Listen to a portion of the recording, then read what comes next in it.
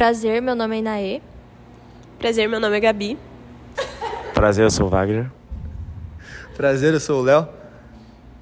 Prazer, eu sou o Pedro. Prazer, eu sou o Pedro. Prazer, eu sou a Bruna. Oi, tudo bem? Eu tô aqui com o professor Pedro. Pedro, você pode me falar um pouquinho sobre a sua trajetória? Pois é, galera, meu nome é Pedro, né? Sou formado na Universidade Dom Bosco desde 2020, mas eu comecei em 2014.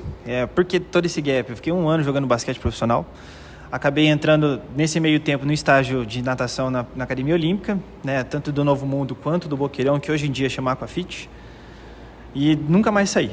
Meu primeiro contato com natação foi quando eu fiz um estágio lá na AVM.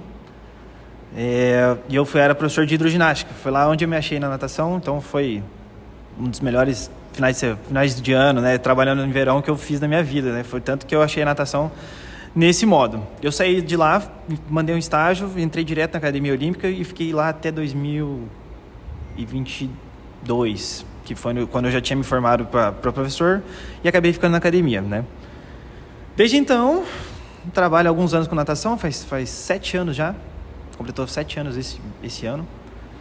E nunca mais saio, né? Saí de um esporte de coletivo, de quadra, para natação, que é individual, né, ou em grupo, e não largo mais. Quais as certificações ou especializações mais importantes para um professor de natação?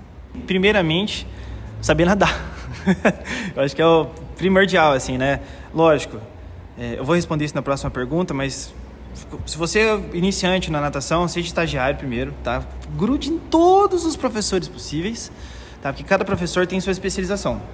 Por exemplo, eu cheguei a fazer estágio de piscina pequena primeiro, tive contato com os menores, tive contato com pessoas com deficiência, com dificuldades motoras, e acabei, a partir disso, tendo alguns workshops entre eles, com a academia em si, né? Na faculdade a gente aprende bastante coisa assim, mas nada específico para esse público, que é a galera que mais demanda atenção. Tá? Então, assim, primeiramente, começar sempre do zero. Pergunta tudo que você conseguir perguntar, tente fazer maior quantidade de workshops da academia ou de outro lugar que você conseguir. Especializações em piscina pequena, que é dali que vai surgir um mini atleta, uma mini pessoa, um adulto ou, né, depois um atleta profissional de natação. E se atentar muitos pontos, por exemplo, você fazer algo lúdico para criança não vai servir no adulto. Então você tem que ter, principalmente, quando você vai atender criança, mais cor, mais canções, e você vai estar sempre perto, né, da pessoa. Uma especialização direta é a adaptação aquática. Então você precisa colocar a pessoa dentro da piscina, ela tem que se sentir bem dentro dela, ela tem que saber andar, ela tem que saber distribuir peso dentro da piscina, saber voltar, e o principal de tudo é se manter segura. E não só ela tem que passar a segurança para o professor. Como que você estrutura uma aula para iniciantes e para os alunos avançados? Então, pessoa que não tem contato com a água, entra na piscina, entra no mar, tem contato com esses meios. Primeiramente, entra na piscina, nós vamos começar primeiro soltando o ar. Cara, você precisa saber soltar o ar diferente na piscina. Por quê? Aqui fora a gente respira pelo nariz e solta pela boca. Pela piscina, ao contrário. Você puxa pela boca e solta pelo nariz. Por quê? Você consegue fracionar melhor a saída de ar, você controla melhor, não entra a pressão da água, não entra no nariz, entre outros fatores. Então, primeiramente, tudo de pé. Para iniciante, né? Tudo de pé. Vamos andando na piscina, a pessoa já vai se movimentando na água, já vai sabendo como lidar com a piscina em si, né? De como se movimentar. E sempre soltando bolinha. Respira pela boca, solta a bolinha. Basicamente é só soltar a bolinha, tá? E o que eu faço agora nas minhas aulas? Eu acabei fazendo eu sou especialista, inclusive, em aula de iniciante. O que eu faço? Cara, você vai fazer tudo andando, beleza. Você vai só até o meio da piscina, até 25 metros, andar uma piscina de 25 metros e voltar 25 metros, cansa um pouquinho, né? Então, assim, você vai até a metade da piscina, 12,5. Vai andando, soltando o ar de frente e volta de costas, soltando o ar da mesma forma. Segundo exercício, a gente vai abaixar um pouquinho o nível da cabeça. Antes ela estava só colocando o rosto, agora ela vai abaixar mesmo. Então, como se fosse fazer um agachamento na piscina. Tá? Agora você vai sentar na piscina. Como? Não, já fez academia? Já? Então vamos fazer um agachamento sumô. Sei lá, eu invento o nome na hora. Terceiro exercício, eu abaixo ainda mais. Por quê? Primeiro que eu estou fazendo densidade do corpo da moça. Então ela precisa saber como ela vai espalhar o peso do corpo dela na piscina. Como que ela vai fazer isso, né? Se ela tem que só jogar o bumbum para trás, se ela tem que fazer força em algum lugar. Então isso ajuda bastante ela até a se movimentar na piscina. E o último é sentar no chão, que daí é o mais difícil, daí trabalha a flutuabilidade, todos os outros exercícios eu jogo nesse último. Uma pessoa mais avançada, já vou jogar para quase um atleta assim. Se a pessoa já sabe todas as nomenclaturas da natação, sendo CR, crawl, CO, cos, PE, peito e BO, borboleta, né? Eu já coloco no quadro, explico para ela toda a série primeiro, para depois ela ir me perguntando entre partes, né? Eu tenho sempre uma parte principal, sendo a primeira aquecimento, a segunda uma técnica, seja ela qualquer, seja de tanto técnica de crawl, técnica de costas, de peito, enfim. E eu explico a técnica. Geralmente eu não passo técnica simples. Bate perna de crawl e braço de peito unilateral, né? Então tem que fazer são coisas mais intensas dessa forma, justamente para trabalhar bilateralidade. Na sua opinião, a área da educação física que trabalha com natação é bem valorizada e quais são as suas principais dificuldades? Bom, acredito que a principal dificuldade da área de natação seja um ambiente que tenha piscina, né? Nem todo mundo tem piscina próxima ou à vontade assim para usar.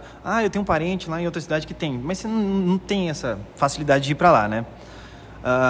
Eu acredito que seja a localização a mais difícil, né? Não só pro professor, mas acredito que até a divulgação de trabalho. Às vezes você está num ambiente que não te dá essa liberdade de fazer divulgação. Eu trabalho na academia, que é a Academia B-Rap, que eles dão essa liberdade para você postar, você marca na academia e eles repostam nos stories, né? Nas redes sociais deles depois. Mas, vou falar para você que o professor de natação está sendo mais valorizado hoje em dia pós-Covid, né? Então a gente precisou de uma coisa que estourasse no mundo inteiro para depois que ela fosse mais procurada. Assim, não só como a natação, mas a musculação, a atividade física em si, né? Mas a natação mata o Covid? Não, ela vai te ajudar muito mais na sua condição cardiorrespiratória do que um fumante, né? Uma pessoa que tem uma degeneração pulmonar gigantesca. Então, a questão da valorização do esporte, do professor de natação, aumentou justamente por causa de uma, não vou dizer uma fatalidade, mas algo imenso, né, que foi global, e que depois disso as pessoas começaram a se tocar, a se ligar, e aí sim querer procurar mais a profissional de natação, a piscina em si e diversas outras modalidades, por causa de algo que foi muito grande, muito ruim para o mundo inteiro. Como você adapta os seus treinos para as pessoas que têm medo de água ou têm alguma deficiência? Primeiramente, você tem que passar segurança para o aluno. Ele precisa muito estar seguro, cara, principalmente dentro da piscina. Se tem algum trauma de natação, seja ele tenha sofrido trauma ou algum parente, vai transferir. Meu filho sofreu trauma, por isso que ele não entra na piscina. Então isso vai transferir, né? Isso pode ser hereditário, pode transferir para o filho do filho e assim vai. E a adaptação das aulas. Sempre fazer o limite da pessoa. Não vou exigir alguma coisa, você vai bater perna e colocar o rosto da piscina. Não, mas eu não consigo colocar o rosto da piscina, então vamos só bater perna. E vai segurando na minha mão, vamos fazer com prancha, segurando na minha mão, ou na mão do professor. Isso serve também para o professor com deficiente, seja limitação de movimentação, seja algum membro atrofiado ou algo relacionado, fazer sempre na limitação. Nunca dá palmar material logo de cara, principalmente prancha. Não dê prancha, porque a pessoa vai se segurar nela e não vai soltar nunca mais. Tá? Pé de pato ou nadadeira, mesma coisa. Mas é mais rápido. É mais rápido, te ajuda mais, mas se você cair em alguma água, no mar, acontecer alguma coisa, não vai ter isso na hora. Né? Não vai ter palmar, não vai ter prancha, não vai ter nadadeira, só se você levar uma boia no bolso inflável, o que é impossível.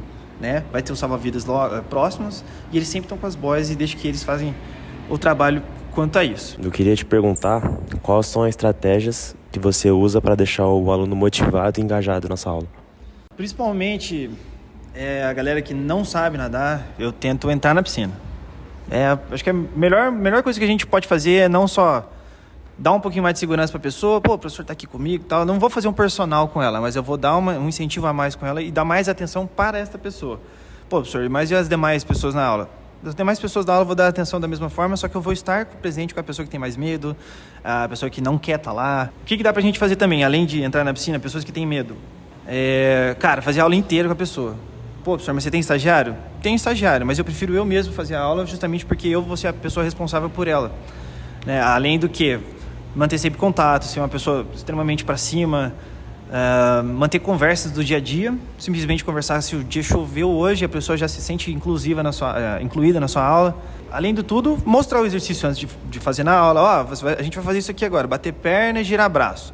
Tá, mas ó, a gente vai bater perna dessa maneira. Eu mostro o exercício da maneira que deve ser feito, faço todo tipo de instrução próxima da pessoa. Se precisar, se a pessoa permitir, faço toques no braço, ó, pega no braço, puxa dessa forma e tal. Então, primeiramente, você tem que ser uma pessoa 100% com atenção, 100%, né? A água não é brincadeira, trabalhar com piscina não é brincadeira. Cara, e principalmente tem que ter um bom alto astral.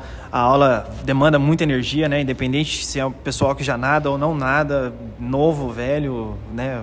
E afins. Então, o maior incentivo que você vai dar para a pessoa é você estar na piscina com ela e fazendo com ela. Como a natação pode ser uma ferramenta para a inclusão de alunos com deficiência? Aí depende da deficiência, né? Pode ser ela tanto ser uma leve deficiência motora ou simplesmente psicológica. Sendo TDAH, algum tipo de síndrome de Down ou algo relacionado.